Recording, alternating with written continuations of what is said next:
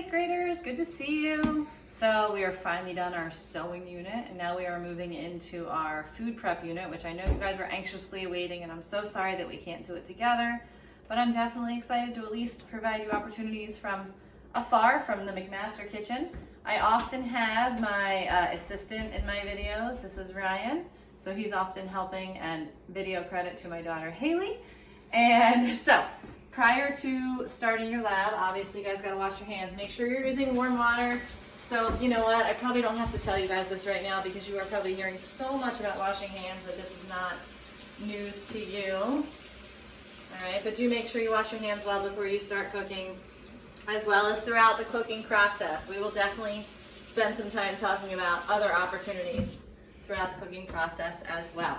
So we are gonna make Rice Krispie treats. I have my recipe behind me just in case, but I think I have it pretty much memorized. So first step, we need margarine. You could use butter instead. Either one works fine, okay? We need a half a stick of margarine, which is 4 tablespoons. So butter and margarine have this neat feature on it where it actually tells you to measure. So I'm just gonna slice off the 4 tablespoons. And Ryan, that goes in our saucepan.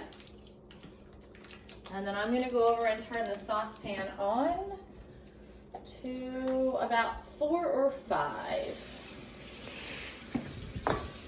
And we're gonna let that melt. Alrighty guys, once your butter is melted or your margarine is melted, then you can start to add your marshmallows in. You're gonna add a whole 10-ounce bag. It does not matter. It's okay. The dogs will get those.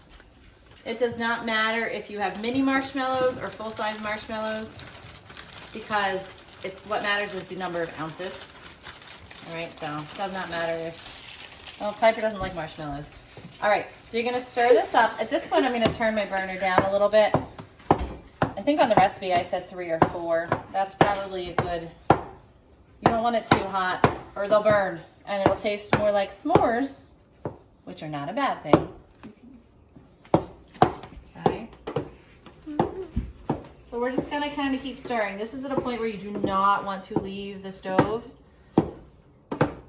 because again, it'll start to burn. We want to get to the point where the marshmallows kind of look like fluff.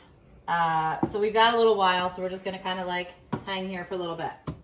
Alrighty guys, so this is probably the hardest part of the whole recipe, is you need 6 full cups of Rice Krispies. So the hardest part is counting, because I guarantee you, like me, you will lose count as well. So right now Ryan is at 2. It's okay. There you go. You can use your finger to kind of scrape it, or I have a tool here. You could use something like this. You could use a butter knife just to make sure you get a level measurement. You do not want extra Rice Krispies, just like you don't want too few marshmallows, because then the balance isn't quite right. What number are we at, Rye? 4. Are you sure? I think that was 3. It was 4? Okay. Like this is 4. Oh, this is 4. Okay, then that's what I thought it was. Okay. So we agree, that's good. So 4, we gotta get all the way up to 6.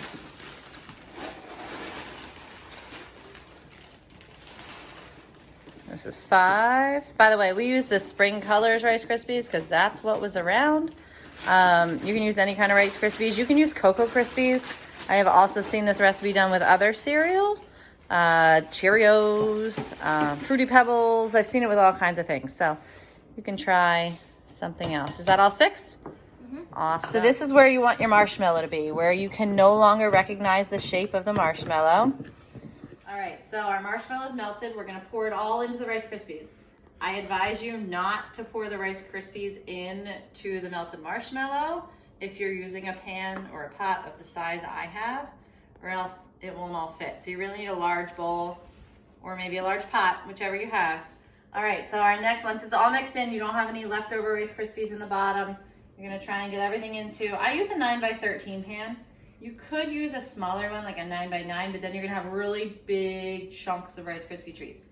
Actually, in class, we use the 9x9 or an 8x8 because that's what we have. So we get really big chunks of Rice Krispie treats. Now, the hard part about this recipe is the marshmallow sticks to All right, guys, so little outfit change. No, in all seriousness, I had to do some editing of the video. Some of our videos didn't turn out. So I wanted to show you that last step. So basically, we left off where you were putting all of the Rice Krispies into the pan. A trick I like to use is to take a piece of wax paper and you place it on top of your Rice Krispie mess. It won't look as neat as this. These are already smushed down. And I use the wax paper to kind of smush everything down, all right, until you kind of have it all flat. And then I just use this to kind of like rip it off like a Band-Aid, do it kind of quickly, and then you will end up with your Rice Krispies. You can cut them, a butter knife is fine, you don't need anything more than that. And then you can serve and enjoy.